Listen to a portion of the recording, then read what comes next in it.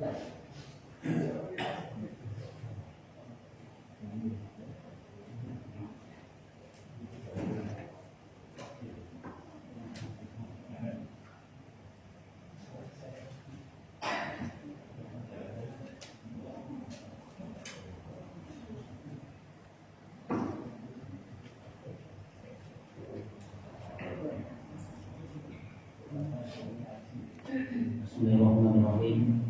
Assalamualaikum warahmatullahi wabarakatuh. Innal hamdalillah nahmaduhu wa nasta'inuhu wa nastaghfiruh wa na'udzu billahi min shururi anfusina wa min sayyiati a'malina. May yahdihillahu fala mudilla lahu wa may yudlil fala hadiya lahu. Asyhadu an la ilaha illallah wahdahu la syarika lah wa asyhadu anna Muhammadan abduhu wa rasuluh la nabiyya wa la rasula ba'dah.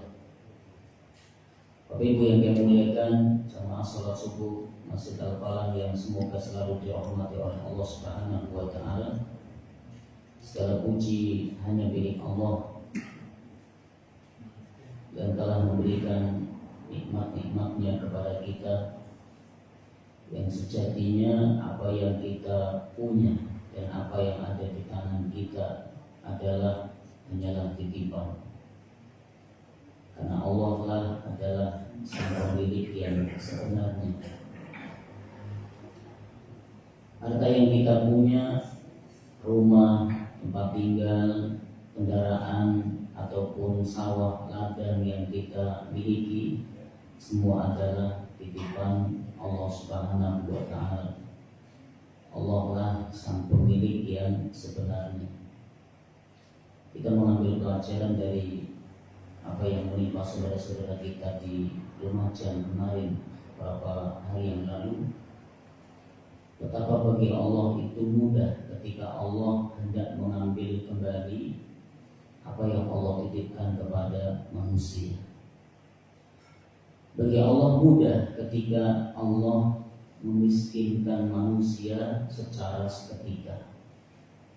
Tidak ada perkiraan sebelumnya, ya tidak ada firasat sebelumnya, tidak ada yang menyangka sebelumnya. Tiba-tiba dalam hitungan menit harta sudah tidak ada. Yang dimiliki manusia hilang, kembali tidak memiliki apa-apa. Bahkan pakaian pun barangkali tidak ada yang dibawa kecuali yang melekat di badan. Ya, karena saking paniknya, ya kemudian lari, yang penting menyelamatkan jiwa dan raganya. Ini Bapak Ibu yang dimuliakan. Jadi kalau Allah Subhanahu wa taala menghendaki harta itu hilang dari kita, itu sekejap akan hilang. Yang kaya sekejap menjadi miskin. Dan bagi Allah mudah. Kalau sudah demikian, apa yang mesti kita banggakan? Dan kenapa seorang mesti menyombongkan diri sehingga merasa dirinya lebih daripada orang lain? Padahal semua apa yang dia punya itu ya hakikatnya adalah titipan, dan Allah sang pemilik yang sebenarnya. Bapak Ibu yang dimuliakan, salawat dan salam kita aturkan dan semoga tetap tercurah kepada suri tauladan kita beliau Nabi Muhammad sallallahu alaihi wasallam, kepada keluarga beliau, para sahabat dan siapapun di antara umatnya yang senantiasa mengikuti petunjuk dan sunnah-sunnahnya sampai hari kiamat kelak. Bapak Ibu yang dimuliakan, alhamdulillah pagi ini Allah mudahkan kita untuk kembali kita melanjutkan kajian kita dalam tafsir di juz amma, masih pada surat Abasa. Ya, kita lanjutkan pada ayat yang ke-17.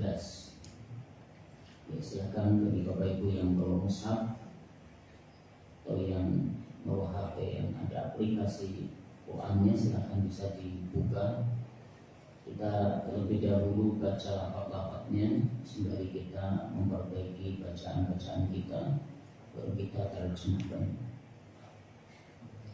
Kami baca terlebih dahulu dan Bapak Ibu sekalian dapat mengikutinya setelah kami. A'udzu billahi minasy syaithanir rajim. A'udzu billahi minasy syaithanir rajim. Ayat yang ke-17. Utilal insanu ma akfarah.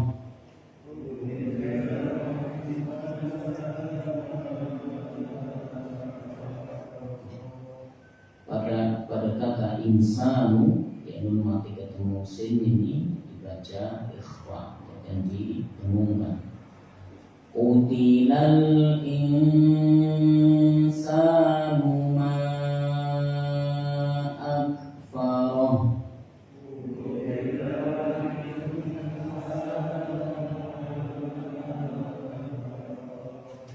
Min ayyi syai'in khalaqah.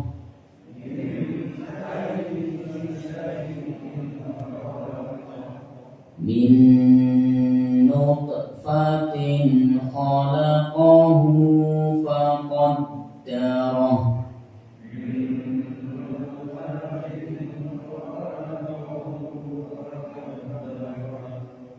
Tsumma as-sabila yassarah.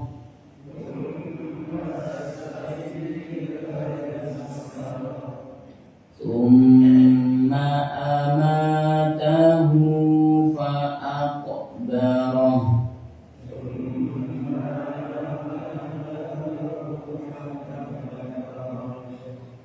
Tsumma idza syaa'a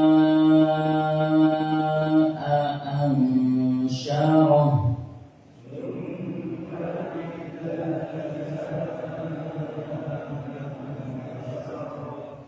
Alla lamma yaqdi ma amarah.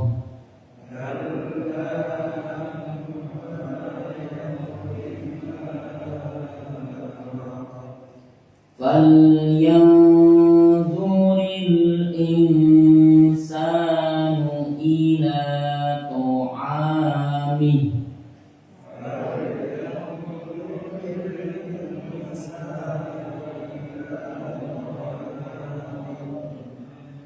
Anna sababna al-ma'a sabba.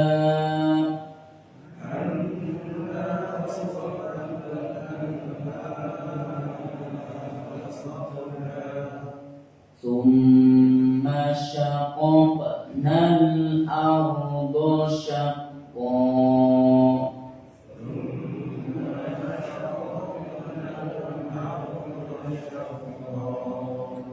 Fa'ambatna fiha habba.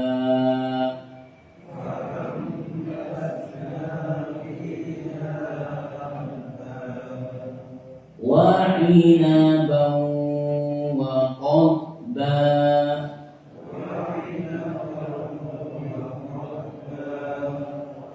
Wa zaitunan wa nakhla.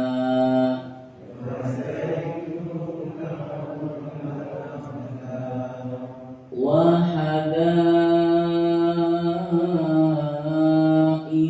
ghulba.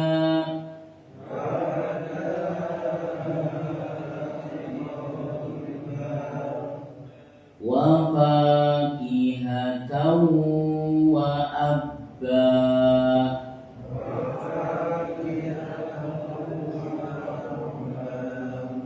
Mata'an lakum wa li'an'amikum.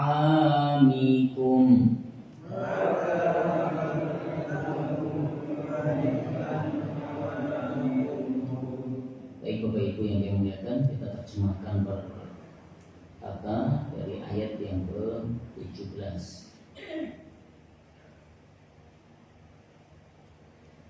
Qutilal insanu binasalah manusia. Ma akfarahu, alangkah kufurnya dia. Min ayyi syai'in, dari apakah. Khalaqahu, Allah menciptakannya. Min nutfatin,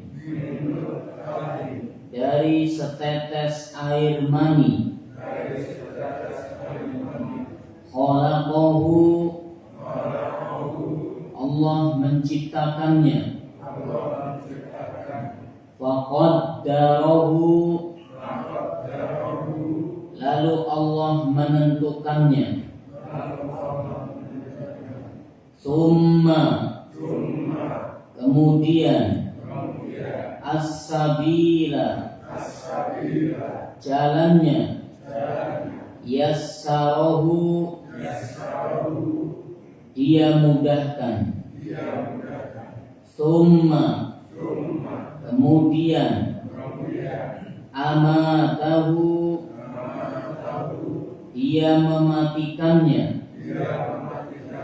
Fa'akbarahu, lalu menguburkannya. Summa, kemudian. Ila, apabila. Sya'a, dia menghendaki. Ansyarahu, dia membangkitkannya kembali. Kalla, sekali-kali jangan begitu. Lamma yaqdi, dia belum melaksanakan. Ma amarahu, apa yang dia perintahkan kepadanya. Fal yanzur, maka hendaknya perhatikan. Al insanu, oleh manusia.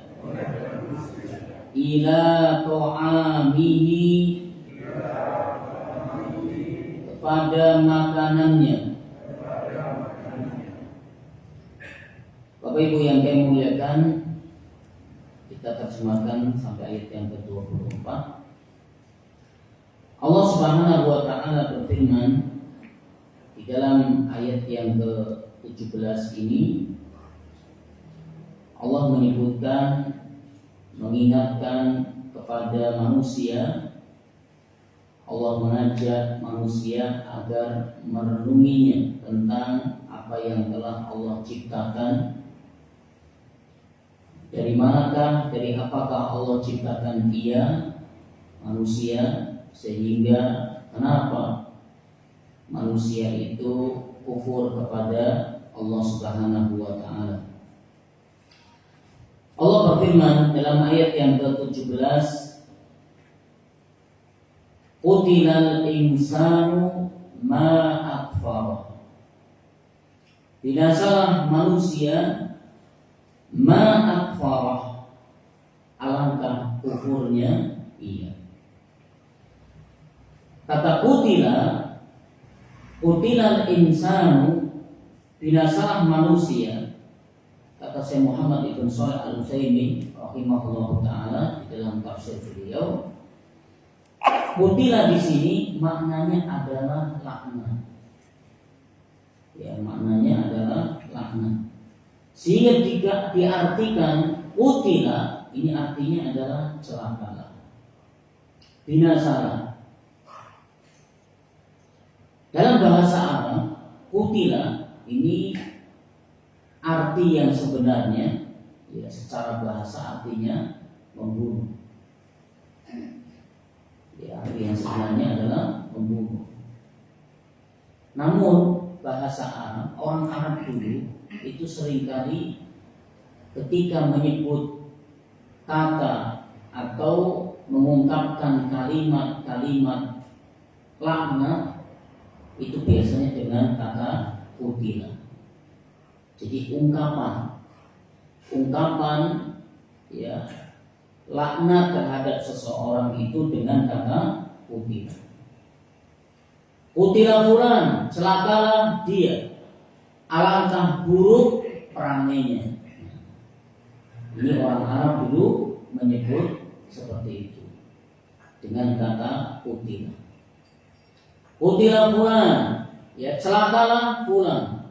Alangkah kejinya perbuatan dia. Ini orang Arab biasanya mengungkapkannya demikian. Lalu kenapa dengan kata qutila? Qutila ini diartikan binasa, ya celaka, karena yang namanya pembunuhan itu berarti membinasakan. Ya, pembunuhan itu berarti membinasakan. Sehingga kata ini dijadikan sebagai kata ungkapan pada sesuatu yang terlaknat. Ya, perangainya yang buruk, perbuatannya yang keji, ya, pribadinya yang kotor. Orang Arab dulu menyebutnya demikian. Qutilal insan, celakalah, binasalah manusia. Ma'akfar, alangkah kufurnya dia. Kata ma'akfar ini memiliki dua makna. Karena di sini ada huruf mim. Ma'akfar. Yang pertama, ma di sini artinya adalah untuk istifhamiyah. Ya. Sehingga kata ma'akfar di sini diartikan adalah apa yang membuat manusia itu kufur. Apa sebabnya yang membuat manusia itu kufur? Ya. Yang kedua, ma'akfar, ma di sini maknanya adalah takjubiyah. Jadi takjubiyah ini perasaan kagum, takjub pada sesuatu. Maka ma'akfar itu artinya alangkah besarnya kekufuran manusia. Betapa besarnya kekufuran manusia. Sungguh besar kekufuran manusia. Ini takjubiyah, ya kagum. Maka dua makna tersebut itu sangat dimungkinkan dalam ayat ini. Ketika Allah Subhanahu wa taala menyebutkan qutilal insanu ma'akfar, binasalah manusia, alangkah besar kekufuran manusia. Maka makna ini berarti apa? Betapa besarnya kekufuran yang dilakukan oleh manusia. Dan ini Bapak Ibu yang saya muliakan, al-insan di sini maknanya adalah jenis. Berarti qutilal insanu ma'akfar, binasalah manusia, alangkah besar kekufurannya. Ini kata Syekh Muhammad bin Shalih Al-Utsaimin rahimahullah taala, maknanya adalah jenis manusia. Itu kebanyakan kufur. Makanya dalam sebuah hadis Nabi SAW menyebutkan, dalam hadis kursi Allah Subhanahu wa taala berfirman kepada Nabi Adam alaihissalam, "Ya Adam." Ya, kemudian Nabi Adam menjawab, "Labbaik wa sa'daik." Kemudian Allah Subhanahu wa taala berfirman, "Keluarkan dari golonganmu itu kelompok menuju ke neraka." Nabi Adam alaihissalam bertanya, "Wahai Rabbku, apa maksudnya kelompok menuju neraka?" Kata Allah Subhanahu wa taala, setiap 1000 dari keturunanmu ada 999 orang yang akan masuk ke dalam neraka. Ini menunjukkan bahwa betapa alangkah besar kekufuran manusia. Jenis manusia yang dimaksud adalah orang-orang kafir, dan jumlahnya banyak. Orang-orang yang durhaka, mengingkari Allah dan Rasul. Padahal Allah Subhanahu wa taala telah menciptakan dia. Allah Subhanahu wa taala telah menurunkan Rasulnya. Allah Subhanahu wa taala telah menurunkan kitab sucinya sebagai pijakan jalan hidup, ya, sebagai undang-undang, sebagai dasar di dalam, ya, kehidupan di dunia ini. Pijakannya adalah Al-Quran. Allah Subhanahu wa taala telah menjadikan sarana memudahkan orang untuk mengambil petunjuk. Tapi itu semua Allah sudah memberikannya kepada manusia, tapi kok masih enggan beriman, tapi masih memilih kufur, tapi masih mendurhakai Allah dan Rasul, tapi masih mengingkari Allah dan Rasulnya. Nah, ini yang Allah Subhanahu wa taala katakan, Qutilal insanu ma'akal. Celakalah, binasalah manusia, sungguh besar kekufurannya kepada Allah Subhanahu wa taala. Maka Bapak Ibu sekalian yang dimuliakan oleh Allah Subhanahu wa taala, ini Allah sebutkan dan faktanya demikian. Faktanya demikian, betapa banyak manusia yang kufur kepada Allah Subhanahu wa taala. Betapa banyak orang yang menduakan Allah Subhanahu wa taala. Lalu Allah Subhanahu wa taala kembali mengajak manusia agar merenungkan bagaimana dia itu diciptakan oleh Allah Subhanahu wa taala. Dari apa sebenarnya dia itu diciptakan? Kok sampai-sampainya menyombongkan diri di hadapan Allah? Kok sampai-sampainya mengingkari akan Sang Pencipta? Kok sampai-sampainya dia membangkang dengan perintah Allah dan Rasulnya? Apa sebenarnya yang menyebabkan kekufuran itu? Allah Subhanahu wa taala mengatakan, min ayyi syai'in khalaqah. Dari mana Allah Subhanahu wa taala menciptakan dia? Dari apa Allah Subhanahu wa taala menciptakan dia? Allah Subhanahu wa taala melanjutkan firman-Nya, min nutfatin khalaqahu faqaddar. Manusia itu diciptakan oleh Allah Subhanahu wa taala dari nutfah. Apa itu nutfah? Setetes air mani. Itu Allah ciptakan manusia. Maka dalam penciptaan manusia itu ada makna dekat, ada makna jauh. Ya, ada makna dekat, ada makna jauh.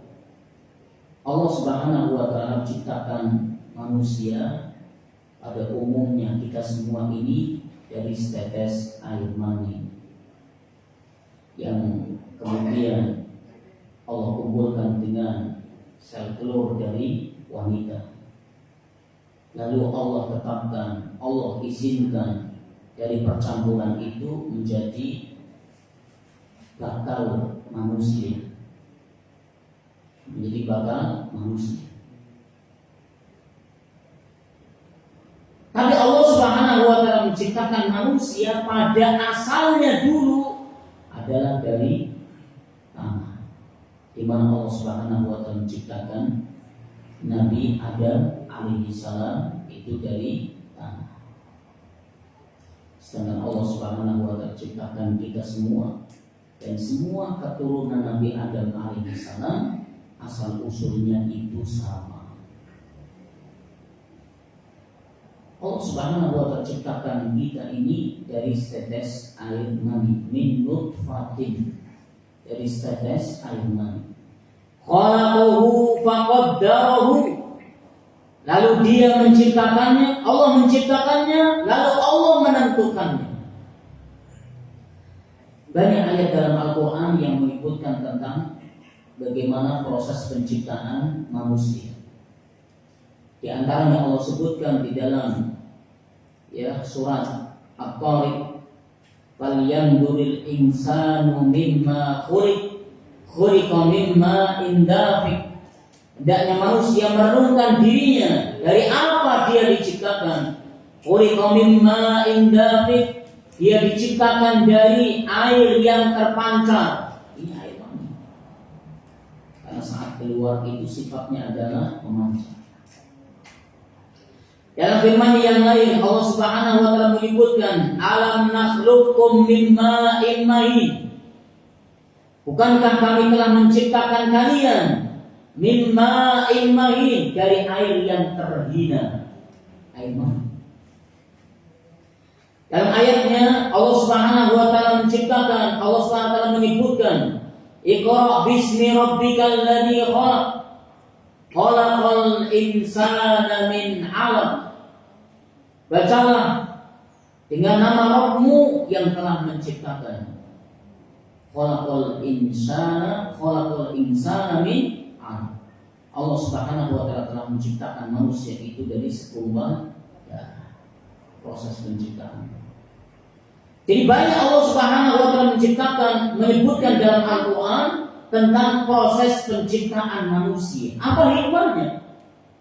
Kenapa dalam beberapa surat, beberapa ayat Allah Subhanahu wa ta'ala selalu mengulang-ulang bagaimana Allah menciptakan manusia itu dari air mani yang menjijikan, dari setetes air mani, dari air yang terpancar, dari air yang terhina. Kenapa Allah selalu menyebutkan dalam ayat Al-Quran? Tujuannya adalah agar manusia itu merenungi bagaimana dirinya itu diciptakan. Sehingga kalau merenungi dari apa dia itu diciptakan, ternyata dari sesuatu yang terhina. Kalau sudah mengetahui, memahami dia itu diciptakan dari air yang terhina, apa yang mesti dibanggakan?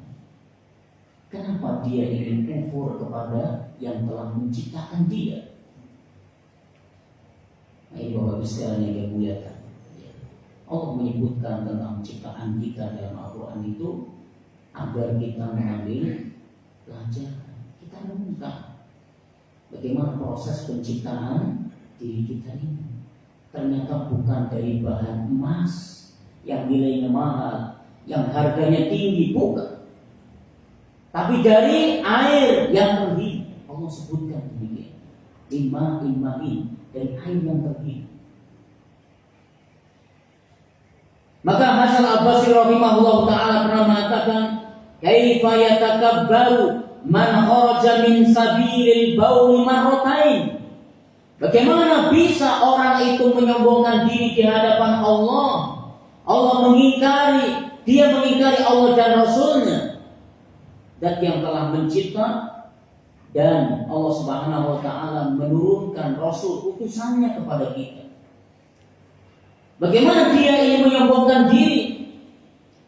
Man kharaja min sabilil bauli marratain, sedangkan dia itu keluar dari lubang kencing selama 2 kali.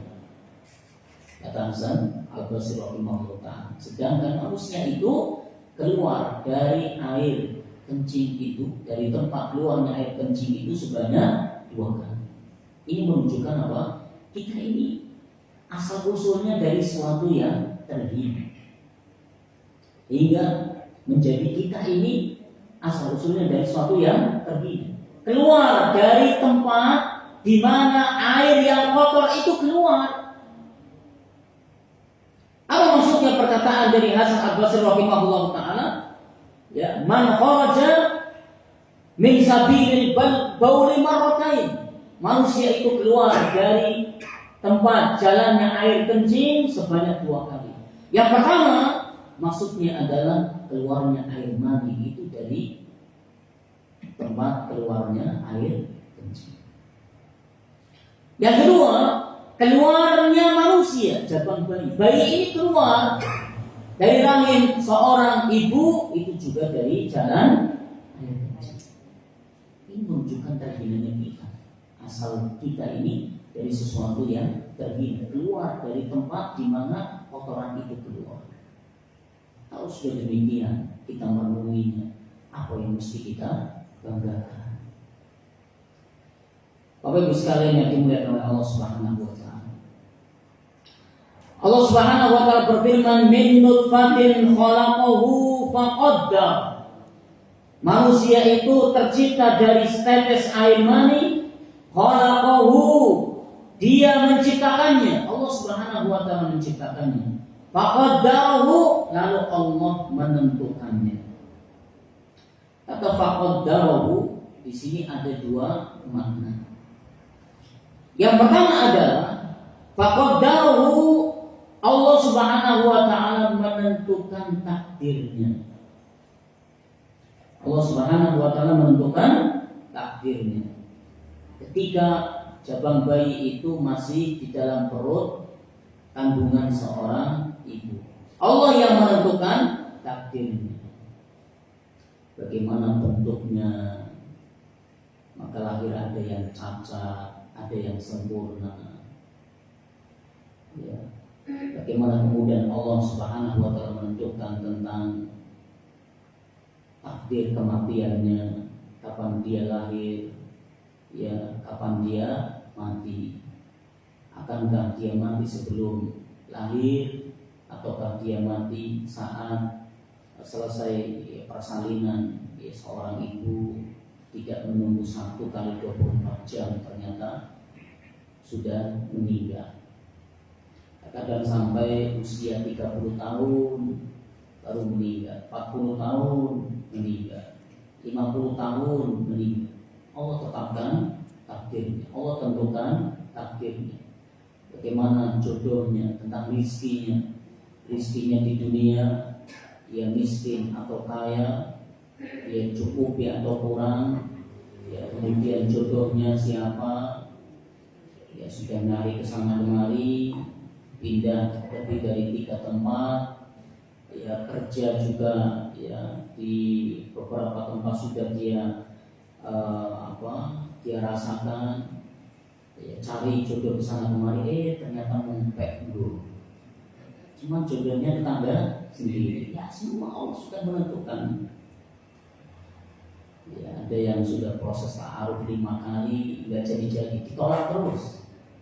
Ya, ternyata ya, ta'aruf yang ke-6 itu baru jadi. Ternyata jodohnya dia itu, ya dia itu yang ke-6 itu jodohnya.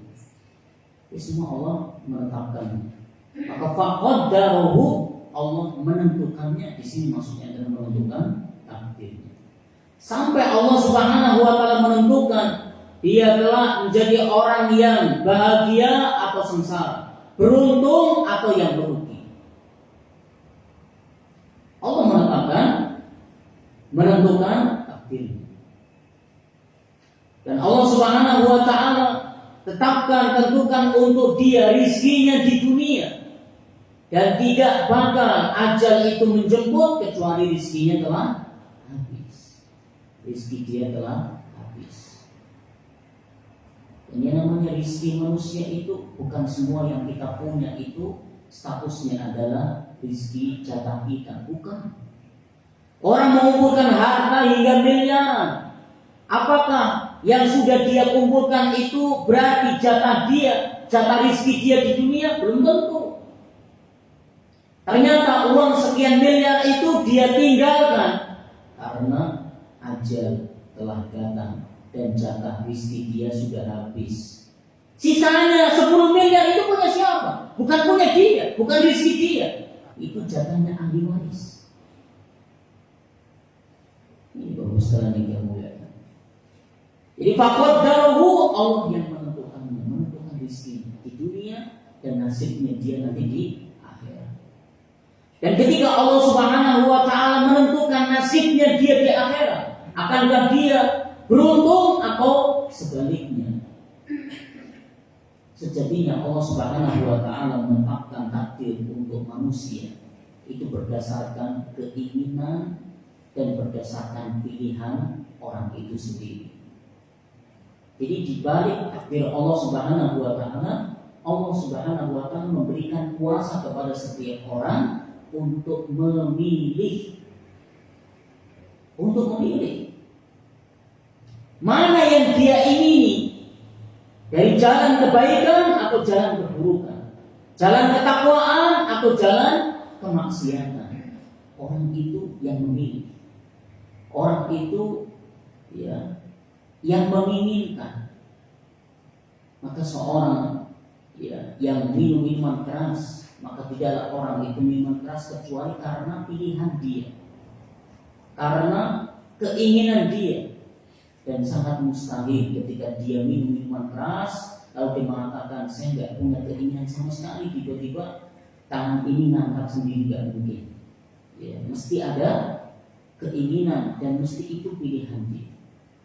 Sehingga Allah Subhanahu wa taala ya sehingga manusia itu tidak ada alasan lagi di hadapan Allah saat dia bermaksiat, tidak ada alasan bahwa tidak ada keinginan dia untuk bermaksiat, tiba-tiba tangan ngangkat sendiri, tidak ada alasan.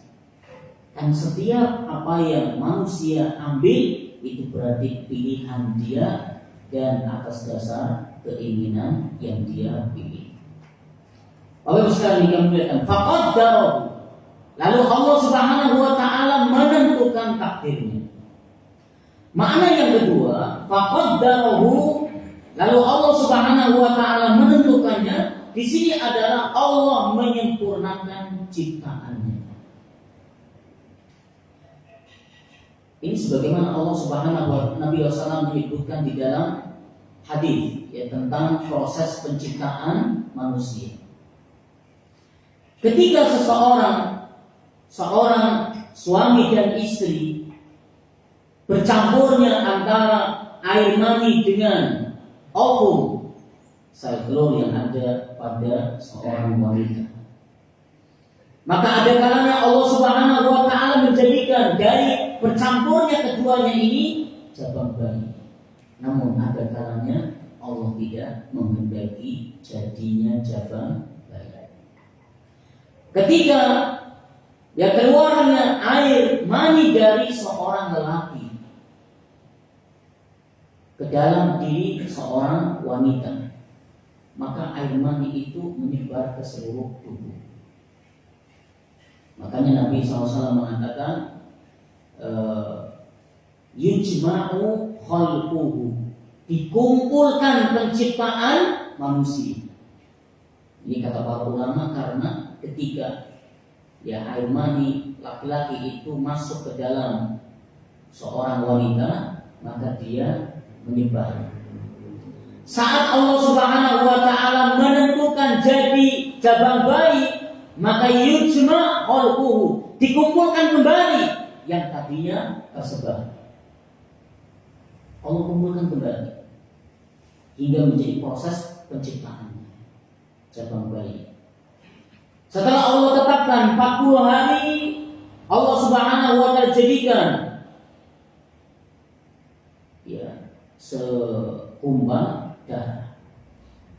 40 hari berikutnya menjadi sekumpal daging.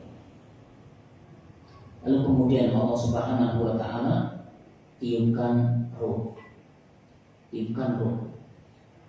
Ada yang mengatakan dalam riwayat yang lain bahwa saat usia ya kurang lebih 2 bulan ya, maka Allah Subhanahu wa taala setelah tetapkan ini jabang bayi, maka sudah mulai dirangkai ya tangannya, kakinya dan anggota tubuh yang lain. Maka saat jabang bayi itu sudah ditiupkan roh, kemudian anggota badan dari jabang bayi itu sudah membentuk, ya maka di usia 5 bulan itu biasanya sudah bisa bergerak. Sudah dirasakan oleh bapak ibunya kalau bayi ini beraktivitas di dalam perut kandungan seorang ibu. Itulah Allah Subhanahu wa taala tentukan proses penciptaan manusia. Maka faqaddarahu, yaitu menyempurnakan ciptaannya adalah menyempurnakan bentuk manusia. Kemudian Allah Subhanahu wa taala menyebutkan tsummas sabila yassar. Kemudian Allah mudahkan jalannya. Apa maksudnya Allah mudahkan jalannya? Kita perhatikan Bapak Ibu yang kami muliakan. Di ayat sebelumnya, ya, ayat ke-19, Allah Subhanahu wa taala mengatakan min nutfatin khalaqahu faqaddar. Allah menciptakan manusia itu dari setetes air mani. Faqaddar menggunakan huruf fa. Yang artinya apa? Lalu Allah menentukan. Sedangkan ayat setelahnya, ayat yang ke-20, Allah menyebutkan tsummas sabila yassar, menggunakan kata tsumma. Kemudian Allah Subhanahu wa taala mudahkan jalannya. Apa bedanya fa dengan tsumma? Bapak Ibu yang kami muliakan, dalam bahasa Arab itu ada beberapa kata sambung. Ya, sebagaimana dalam bahasa Indonesia ada kata sambung, ya, dan kemudian lalu. Maka dalam bahasa Arab juga ada kata sambungnya itu dengan huruf wawu yang artinya dan. Ada huruf summa, ada kata summa yang artinya kemudian. Ada kata fa yang artinya lalu. Apa perbedaannya di sini? Dan, kemudian, lalu. Bapak Ibu sekalian yang kami muliakan, kalau menggunakan kata wawu, ya, kalau menggunakan kata wawu, ini contohnya dalam ungkapan dalam bahasa Arab, jaa Khalid wa Umar. Jaa Khalid wa Umar, telah datang Khalid dan Umar. Telah datang Khalid dan Umar. Kata wawu di sini adalah kata sambung yang belum tentu Khalid itu lebih dulu daripada Umar. Itu artinya yang belum tentu salah satu dari keduanya itu datang lebih dulu. Boleh jadi datangnya bersamaan, ya, berbarengan. Kemudian kalau kata fa, ya, contohnya jaa Khalidun fa Umar. Telah datang Khalid lalu Umar. Ini apa artinya? Berarti Khalid datang lebih duluan, baru kemudian Umar datang. Dan ini jaraknya tidak lama. Jaraknya tidak lama. Beruntun. Khalid dulu datang, tidak lama Khalid datang, Umar datang. Nah, kalau kata summa, ya, jaa Khalidun summa Umar. Telah datang Khalid, kemudian Umar. Maka kalau menggunakan kata summa berarti jaraknya lama. Jaraknya lama. Ini beda dengan kata fa yang jaraknya pendek, beruntun. Ya, datang yang satu, yang kedua datang lagi. Tapi kalau kata summa artinya kemudian, ini datangnya selangnya lama baru datang. Maka kenapa Allah Subhanahu wa taala dalam ayat yang ke-19 Allah Subhanahu wa taala menyebutkan, ya, min nutfatin khalaqahu faqaddar. Allah Subhanahu wa taala menciptakan manusia itu dari setetes air mani, faqaddarahu, lalu Allah menentukannya. Apa maksudnya? Ketika Allah Subhanahu wa taala tetapkan dari air mani bertemu dengan sel telur wanita, maka jadilah jabang bayi, maka tidak lama dari itu Allah menentukannya. Allah menentukannya maksudnya apa? Allah rangkai bentuknya, tangannya, kepalanya, kakinya, organ tubuh yang lain Allah tentukan. Itu tidak lama setelah apa? Allah Subhanahu wa taala tetapkan ya dari sel telur laki-laki bertemu dengan ovum berubah menjadi anak manusia. Atau setelah Allah Subhanahu wa taala tetapkan penciptaan manusia, ini bakal jadi cabang bayi. Kemudian proses penciptaan penyempurnaan bentuknya. Maka tidak lama dari itu kemudian Allah Subhanahu wa taala tetapkan takdirnya. Maka menggunakan kata huruf faqaddarahu yang artinya berselang tidak lama. Sedangkan ayat berikutnya Allah Subhanahu wa taala menyebutkan tsumma sabila yasar. Kemudian Allah Subhanahu wa taala mudahkan jalannya.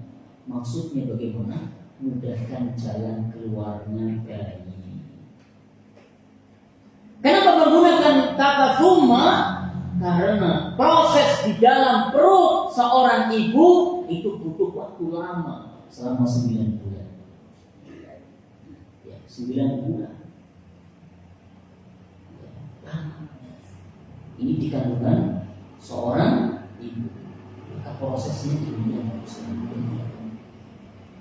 Ini menunjukkan ya, Allah mengajak kita untuk merenungi bagaimana Allah Subhanahu wa taala ciptakan manusia asalnya dari air mani. Lalu kemudian Allah Subhanahu wa taala ciptakan proses penciptaannya, rangkai bentuknya, tetapkan ya takdir untuk dia, ya, tetapkan takdir untuk dia. Kemudian Allah Subhanahu wa taala jadikan proses sebelum keluar ke dunia ini selama 9 bulan. 9 bulan bayi ini hidup di perut seorang ibu. Dari mana dia makan? Allah mengajak kita untuk merenunginya 9 bulan.